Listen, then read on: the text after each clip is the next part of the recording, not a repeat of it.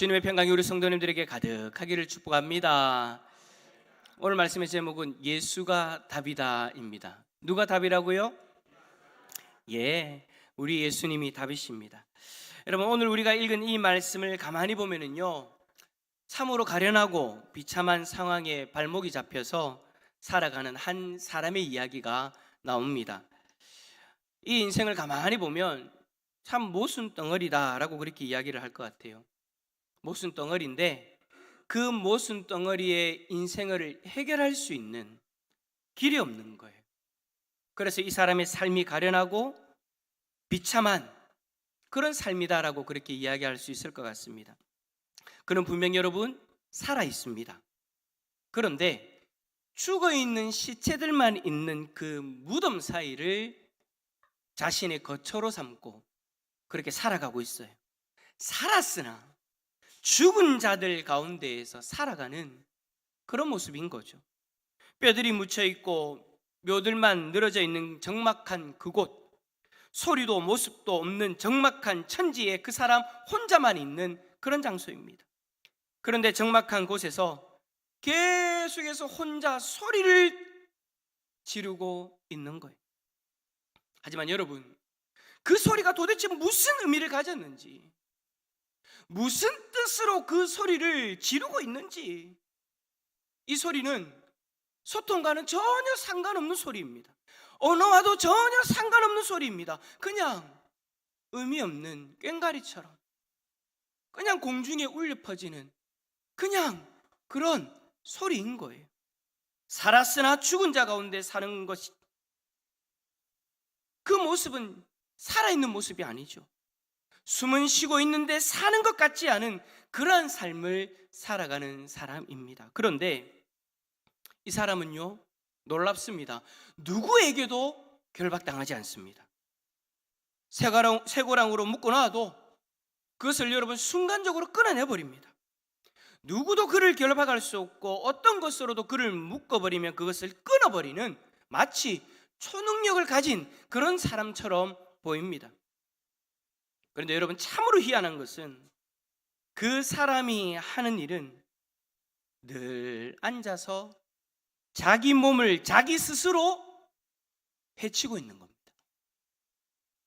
모든 것을 극복할 수 있고 모든 것을 끊어낼 수 있는 초능력을 가진 이 사람, 그러나 자기 자신의 몸뚱아리 하나는 보존할 수 없는 그런 무능력한 사람인 거예요.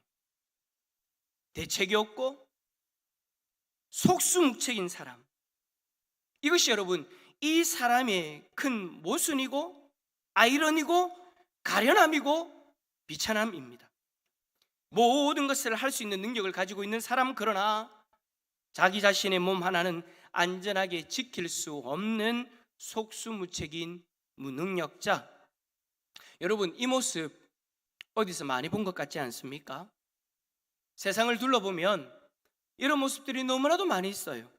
예를 들어 본다면 이제 지구가 오염되어져서 사람이 살 수 없게 되어지는 그런 날이 다가오고 있다라고 그렇게 생각해서 자신이 가지고 있는 재정, 자신이 가지고 있는 기술을 가지고 화성에 거처를 마련하겠다라고 큰 소리치고 있는 대기업자가 있지 않습니까?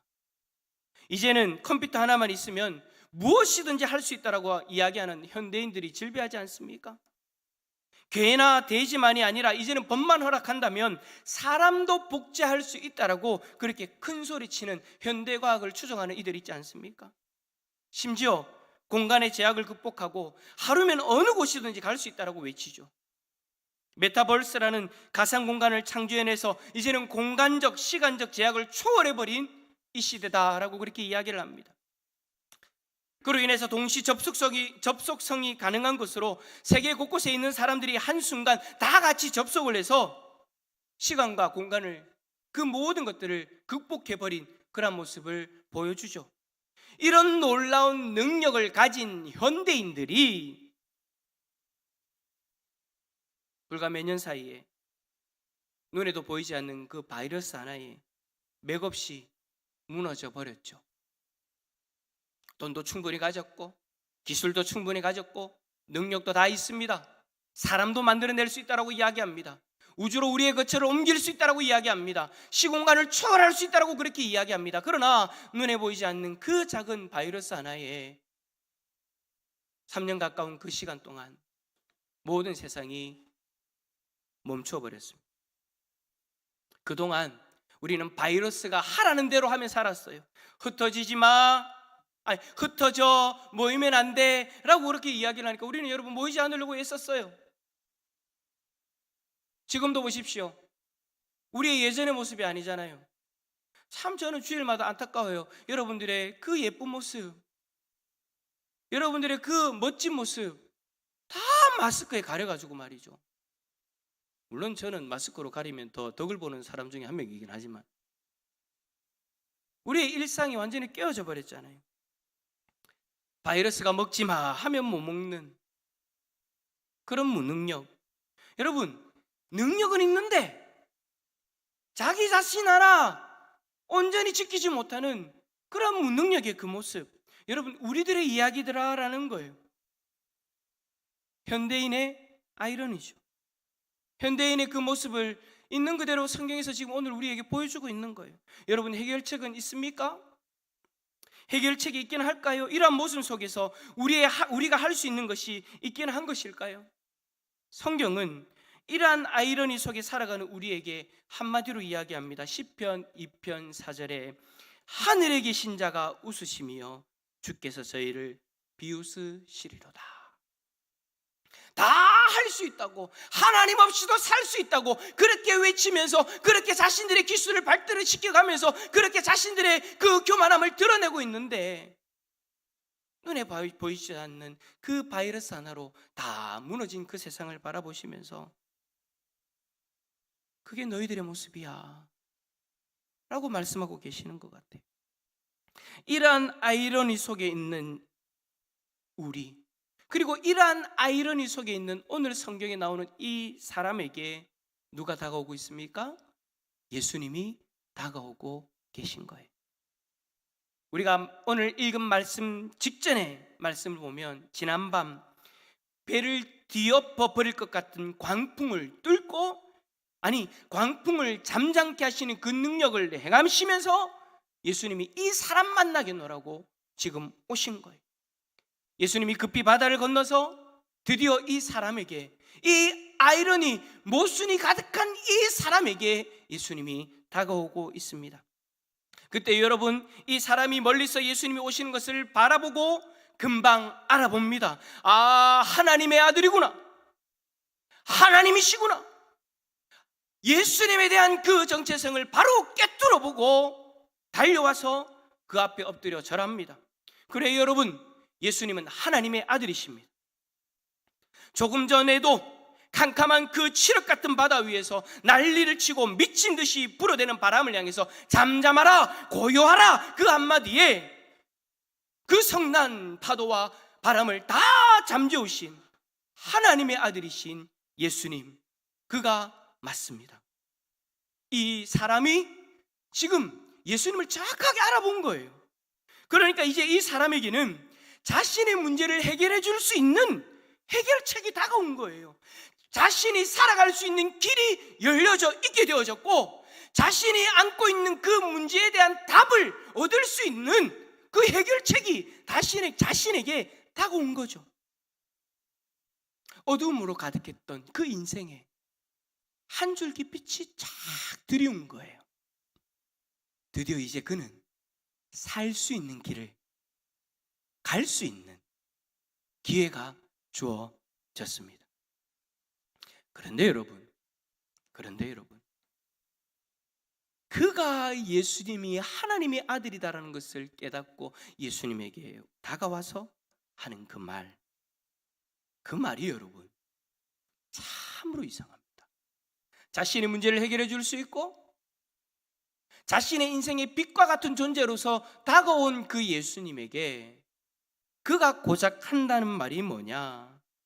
이 말을 들으면 우리는 더 큰 아이러니를 발견하게 됩니다. 여러분, 그가 뭐라고 이야기합니까? 자, 5절 말씀 한번 더 읽어봅시다. 5절입니다. 시작. 큰 소리로 부르짖어 이르되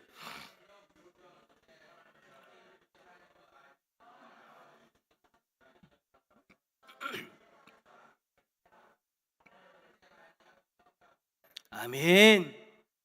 그런 예수님에게 큰 소리로 부르짖습니다. 부르짖으면서 뭐라고 이야기하느냐? 예수님을 거부합니다.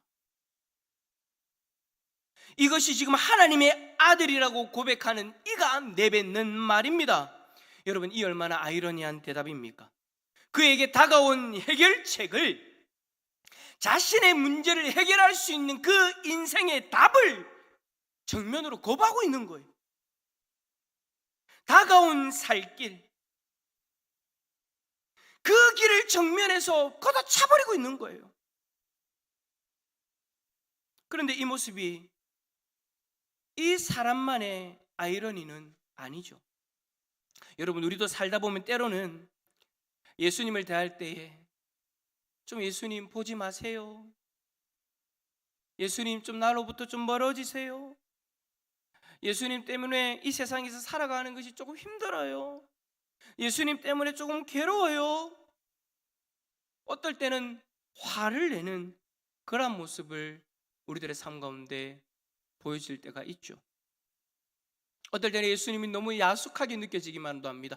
예수님이 이때만은 좀 눈 감아주세요. 나에게 다가오지 마시고 어느 정도 거리를 유지해 주세요. 그래야지 내가 이 세상에서 숨을 쉬며 살 것 같아요 라고 그렇게 다가오는 예수님을 우리는 밀어버리죠.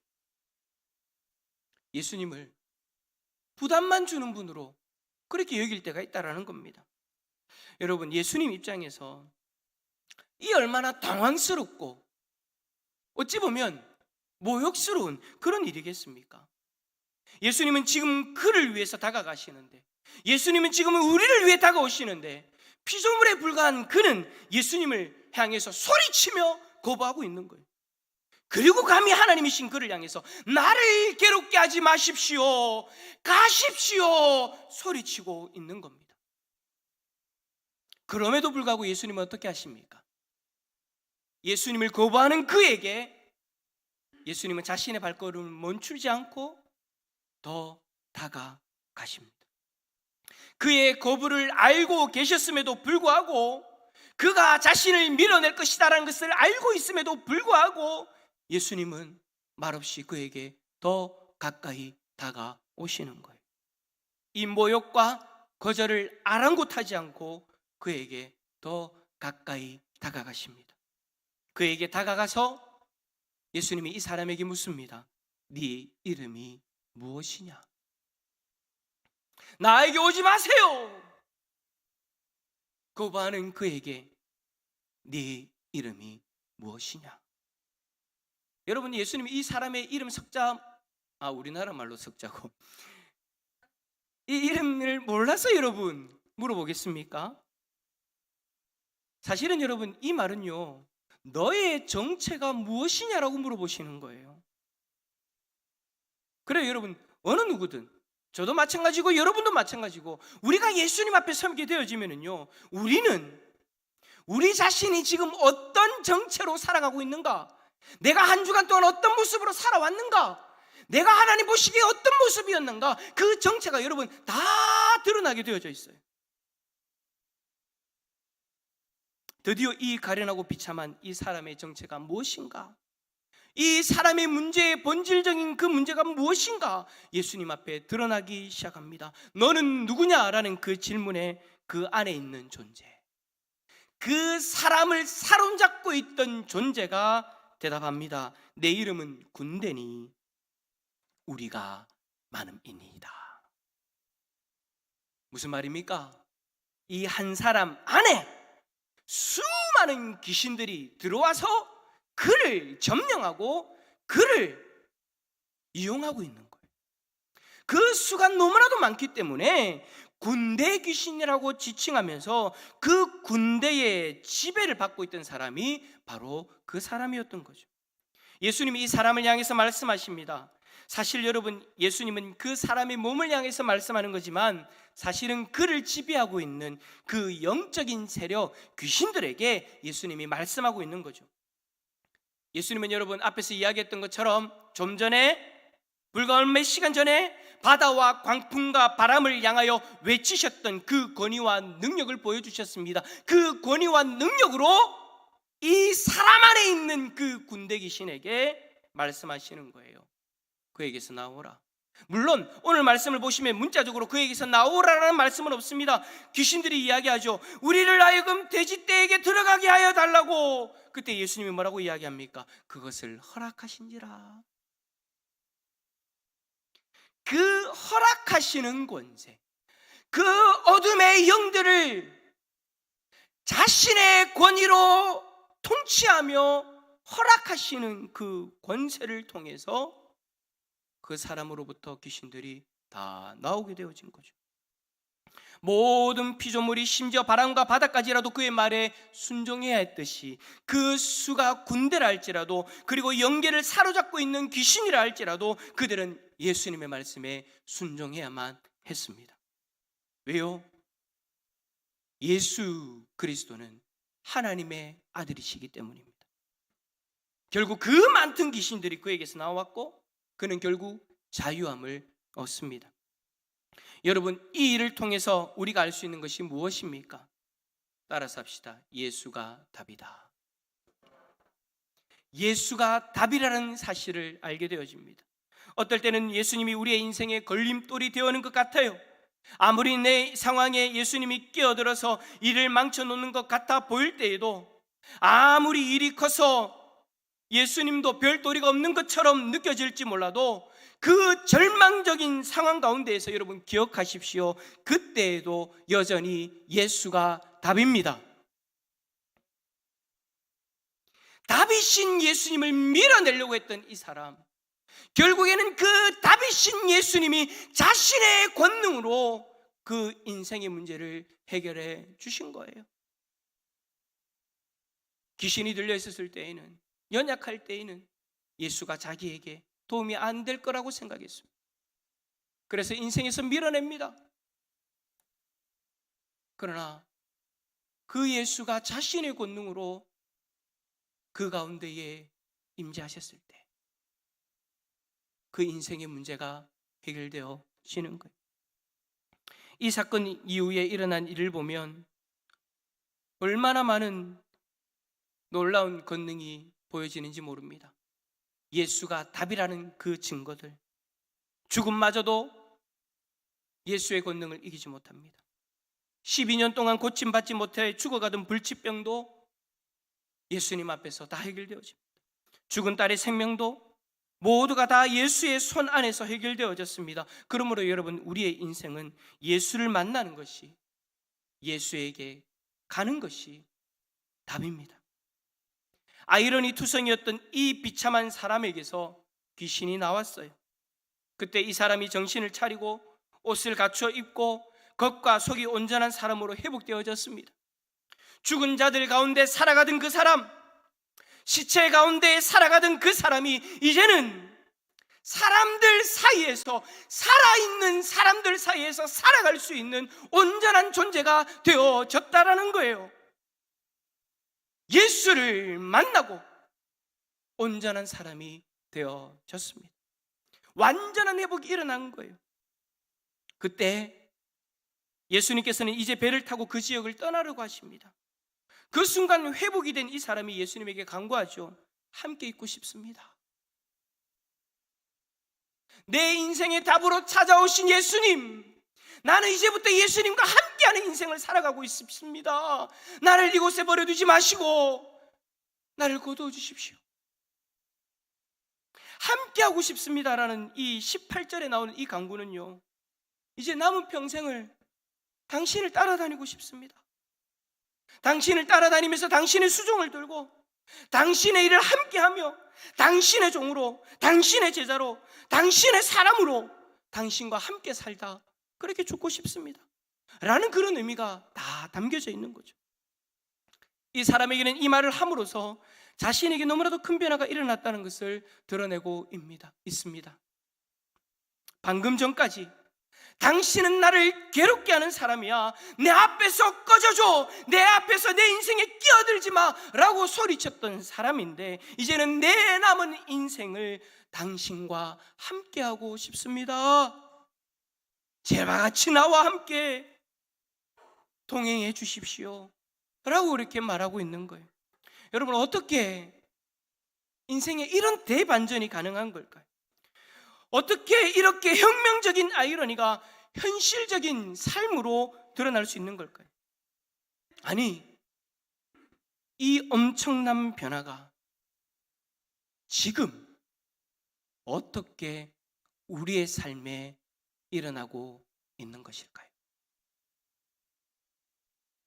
우리가 예수님을 만나기 전에도 마찬가지였습니다. 우리가 예수님을 만나기 전에는 예수님, 하나님 상종하기도 싫었습니다. 어떤 이는 예수의 예자도 듣기 싫었던 분도 계셨을 것이고, 예수님 믿는 사람 상종하는 것도, 보는 것도, 옆에 두는 것도 싫어하는 사람들도 있습니다. 한 번씩 전도를 가요. 여기 그 정평역 쪽에 그 현대 아파트 건너편에 있잖아요, 그죠? 그걸 정확하게 이름 뭡니까? 현대? 예, 거기 지하철역 출구가 있고 현대 아파트에서 나오는 그 자리 있잖아요, 그죠? 거기 딱 서서 제가 이시경 집사님하고 한 번씩 제가 나아가서 전도를 하는데, 예수의 예자만 딱 꺼낼 때 탁 뿌리치고 가는 사람들이 많습니다. 전도지를 나눠줄 때 어디입니까? 교회에서 왔어요. 예수 믿고 행복하세요 라고 그렇게 이야기를 하면, 아, 고마워요 라고 받는 사람도 있지만, 나는 교회 안 갑니다 하면서 딱 뿌리치는 사람들도 있습니다. 근데 여러분, 그 모습이 옛날에 우리 모습이잖아요. 우리가 예수님을 믿기 전에 우리 모습이잖아요. 그랬던 우리인데 이제는 우리가 어떻게 되어졌습니까? 예수님과 함께 하기를 원합니다. 예수님과 함께 동행하는 인생을 살기를 원합니다. 여러분, 2000여 년 전에 일어났던 한 개인에게 일어났던 그 사건이 오늘 지금 우리에게 이미 일어났고, 그 일로 인하여서 우리가 이 자리에 있는 거잖아요. 어떻게 이 일이 가능할까요? 그 놀라운 사건을 일으키신 그분이 바로 우리가 지금 믿고 우리가 지금 함께하고 있는 예수님이시기 때문입니다. 그분이 바로 하나님의 아들 예수 그리스도이신 거예요. 그런데 여러분, 예수님과 함께하고 싶습니다라고 말하는 이에게 예수님이 뭐라고 대답하셨습니까? 이것도 여러분 참 보면, 여러분 예수님이 만약입니다. 여러분이 만약에 예수님이라면 나를 통해서 고침받고 어차피 나를 따르는 사람도 있으니까 그 중에 한 명 더 얹혀가지고 나를 따르겠다고 하니, 여러분 그러한 사건으로 인해서 나를 따르겠다고 하면 모든 것을 다 할 수 있는 그런 어떤 믿음, 그런 어떤 순종을 가진 사람이지 않습니까? 데리고 다 같이 가면 자기의 삶 가운데, 자기의 사회 가운데 도움이 많이 될 텐데, 그러면 우리는 뭐라고 이야기하겠습니까? 오케이, 배 타 라고 이렇게 이야기하지 않겠습니까? 그런데 예수님 뭐라고 이야기하십니까? 19절에 보니까 허락하지 아니하시고, 함께 하고 싶다라고 하는 그 강구에 예수님은요 거절하십니다. 그런데 여러분, 이 말의 의미를 오해하시면 안 됩니다. 너하고 함께 하는 거 싫어, 번거로워, 안 돼, 귀찮아, 힘들어, 싫어, 그래서 안 돼가 아닌 거예요. 너같이 부족한 사람은 제자로 받아들일 수 없어, 너 같은 사람은 취급 안 해, 이런 말이 아닙니다. 허락하지 아니하시고 그 다음으로 예수님이 말씀하시는 대안, 19절 말씀 읽어봅시다. 19절입니다. 시작. 허락하지 아니하시고.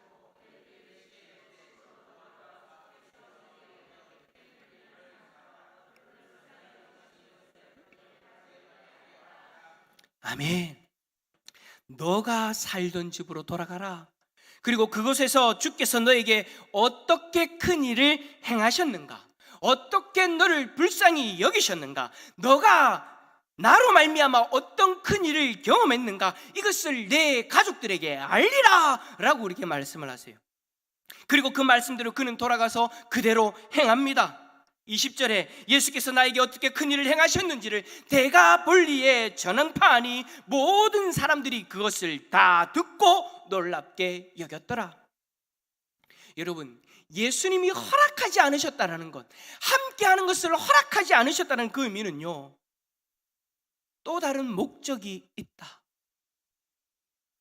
너가 이제 살아가야 될 목적이 있다라는 것을 분명히 보여주고 계시는 거예요. 여러분, 오늘 본문의 말씀은 예수님과 평생 함께하는 구체적인 방법이 무엇인가, 우리가 예수님과 함께하며 산다는 것이 진정한 의미가 무엇인가를 우리에게 분명히 가르쳐주고 계시는 것이죠. 우리가 예수님과 함께 살겠다고 하는 것은 단순히 한 장소에서 육신적으로 같이 거하는 것을 이야기하는 것이 아닙니다.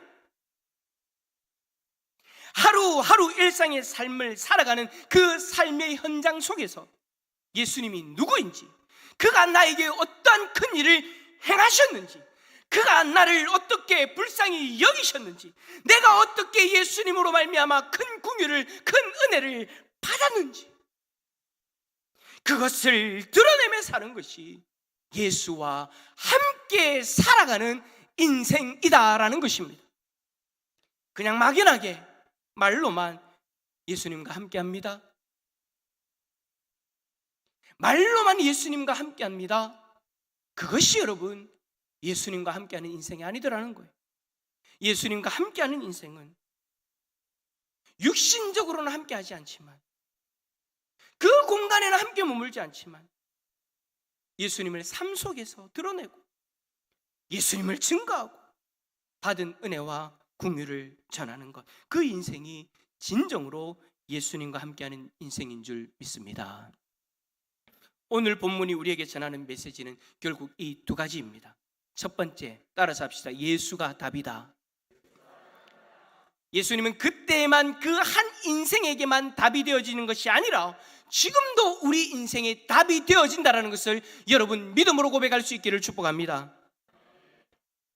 그러니까 어떠한 경우에서든지 누구든지 예수님을 만나야 살 길이 열린다라는 것을 기억하시고 예수님만 바라보고 예수님만 따르는 인생이 되기를 바랍니다. 아무리 예수님이 상황적으로 고추장스러워 보이고 가능성 없어 보이고 부담스러워 보이고 내 생각에는 답이 아닌 것처럼 보일 때에도, 그때에도 여전히 예수님은 답이십니다. 그 예수님은 우리의 모순되고 가련하고 비참하고 이 아이러니 투성이인 내 삶의 현장으로 깊숙이 들어오셔서 우리에게 다가오십니다. 그리고 우리의 그 연약한 정체를 드러내시죠. 예수님 앞에서 우리의 연약함을 드러내시고 우리를 고치시고 우리의 인생의 답으로 우리의 인생을 해결해 주기를 원하십니다.